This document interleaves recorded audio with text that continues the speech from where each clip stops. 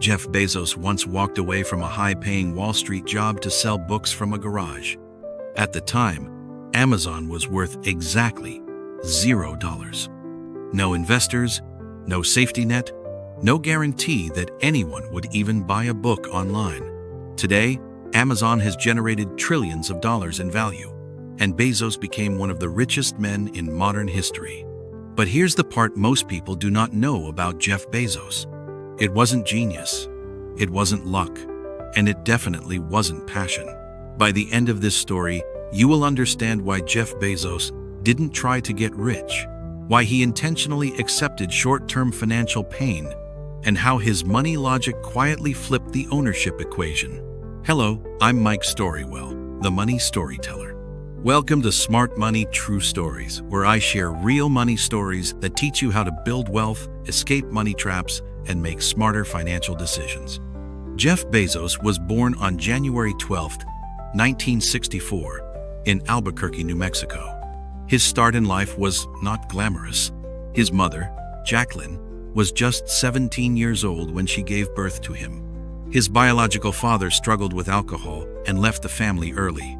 By the time Jeff was still a toddler, his mother was raising him on her own. Money wasn't abundant. Stability wasn't guaranteed. But something important was already forming resilience. When Jeff was about 4 years old, his mother married Mike Bezos, a Cuban immigrant who came to the United States with almost nothing.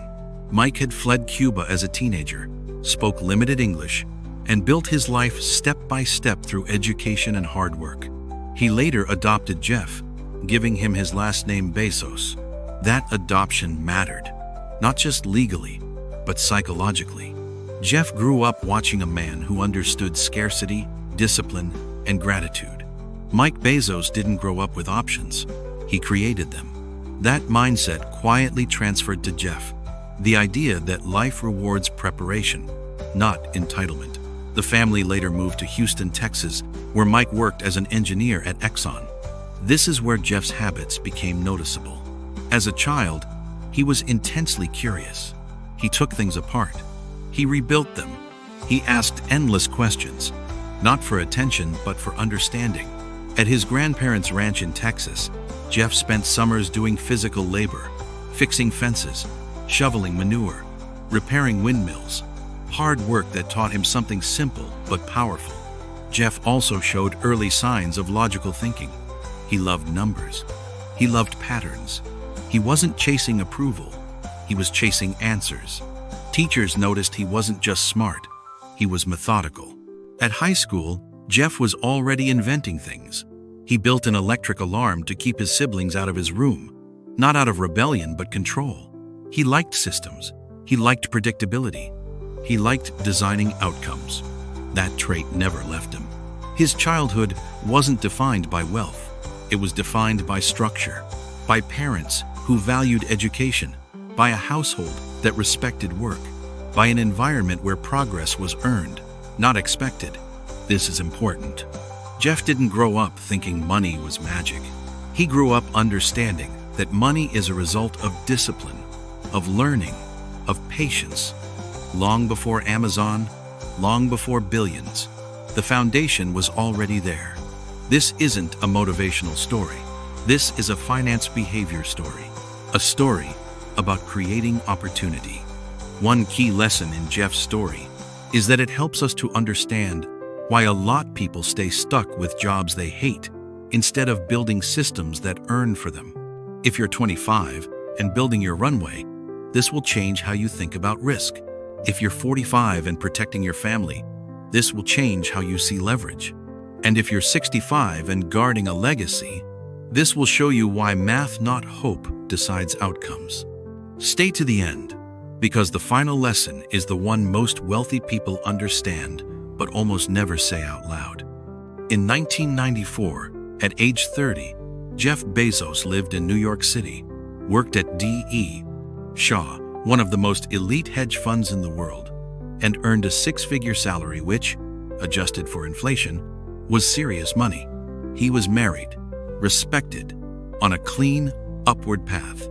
From the outside, Jeff had already won. But internally, something bothered him. Every year, he saw an opportunity that many didn't see. He saw how the internet and online businesses were growing around the globe. Jeff wasn't dreaming. He was calculating.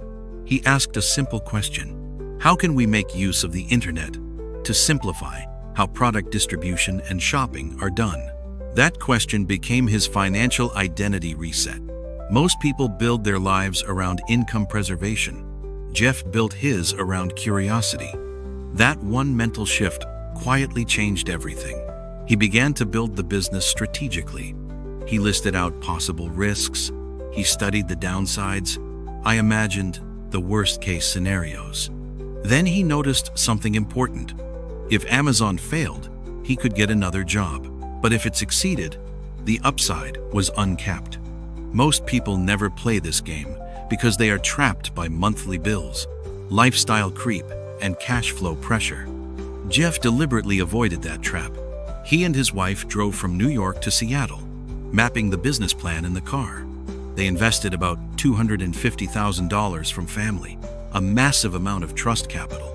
No fancy office, no big marketing budget, just servers, shelves, and patience. This is where the math changes ownership. Employees trade time for money. Founders trade money for optionality. Jeff started the business from the comfort of his home. Amazon didn't make profits for years. In fact, it lost money on purpose. Why? Because Bezos understood cash flow stress better than most CEOs. Instead of paying himself more, he reinvested everything. Instead of upgrading lifestyle, he upgraded infrastructure. While others chased quarterly profits, Jeff chased long-term compounding. This confused Wall Street. Critics said Amazon would collapse. But here's the twist. Losses weren't weakness. They were strategic patience. Amazon used cash to build warehouses, logistics, and customer trust. Most people spend extra income on cars and houses. Jeff spent it on systems. Jeff Bezos understood leverage, but not the way most people use it. Consumers use credit cards with high APR, making minimum payments, slowly losing ownership to interest. Amazon used leverage to gain control, not consumption. Debt wasn't used to look rich. It was used to build assets. Smart money uses leverage carefully. Others get leveraged by it. This is the leverage role reversal. Jeff wasn't anti-debt. He was anti-stupid debt. That distinction matters. Every decision has a hidden price. Not the price you see on the receipt, the one you feel later. The invisible cost that shows up years after the choice is made. Jeff Bezos understood this early. He knew that chasing comfort had a cost, even when it looked harmless. When Amazon was still small, Jeff faced the same pressure every growing company faces. Take profits now or reinvest for later.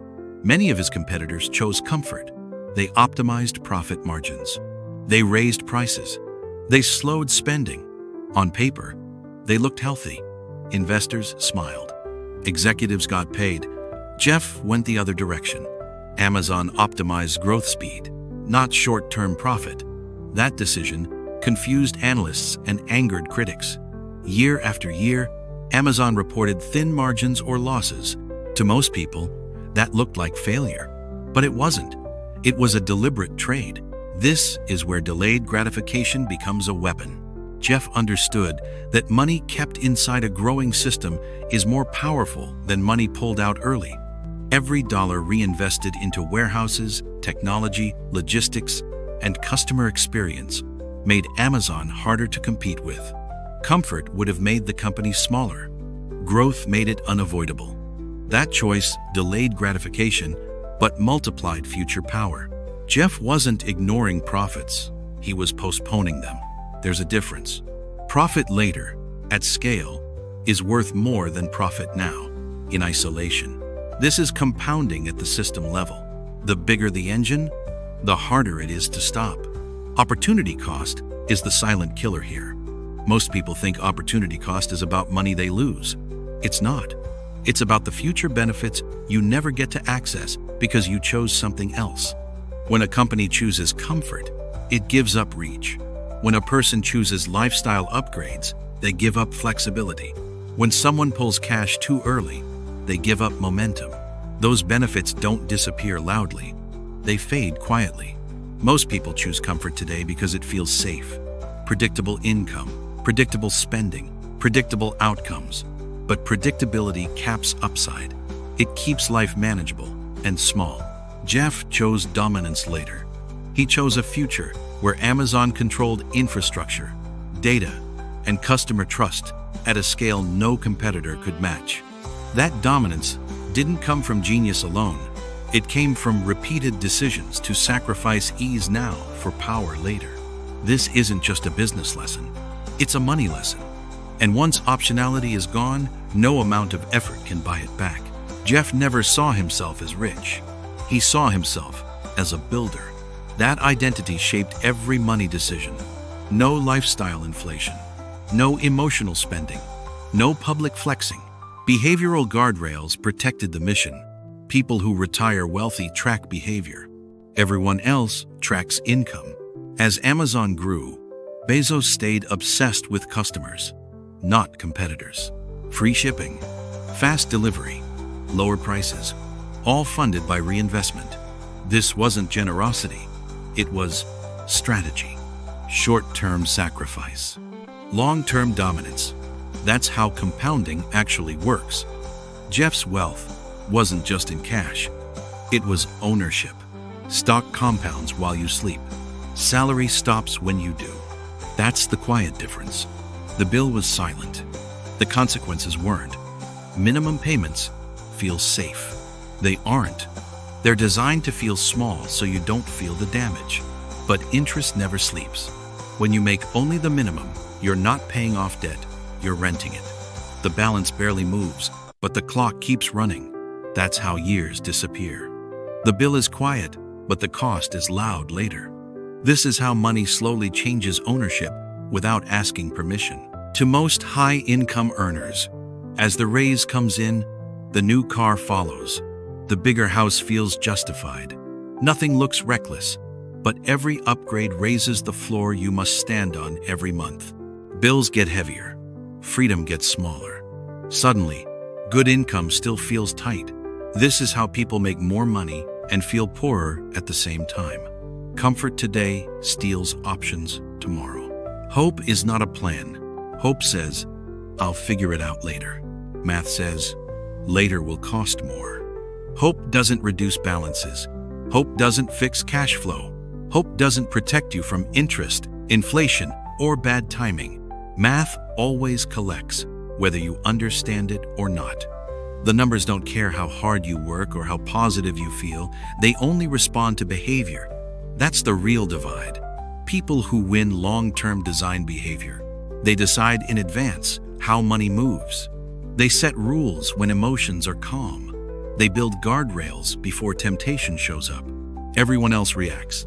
They react to raises by spending more. They react to stress by using credit. They react to emergencies by scrambling. Reactive money feels normal. Designed money feels boring. But boring is powerful.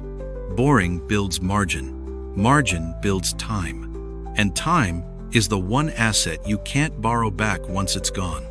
Wealth doesn't come from dramatic moves. It comes from quiet decisions made consistently long before the pressure hits. And once you understand that, you stop chasing money and start controlling it. Jeff Bezos didn't get rich because he worked harder. Plenty of people work hard. Most of them never get wealthy. Jeff got rich because he designed his financial behavior early, before money ever showed up. Before Amazon made $1, Jeff already knew how he would treat money once it did. He wasn't reacting. He was planning. He understood that wealth isn't built by effort alone, it's built by patterns that repeat.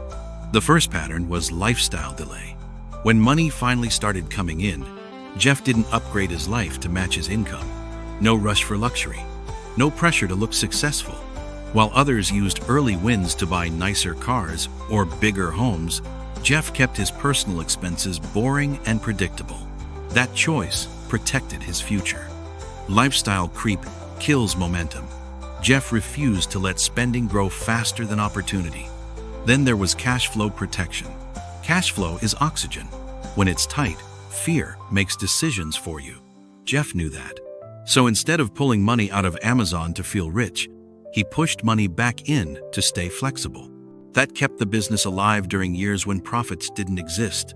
Most businesses die not because the idea is bad, but because cash runs out at the worst moment.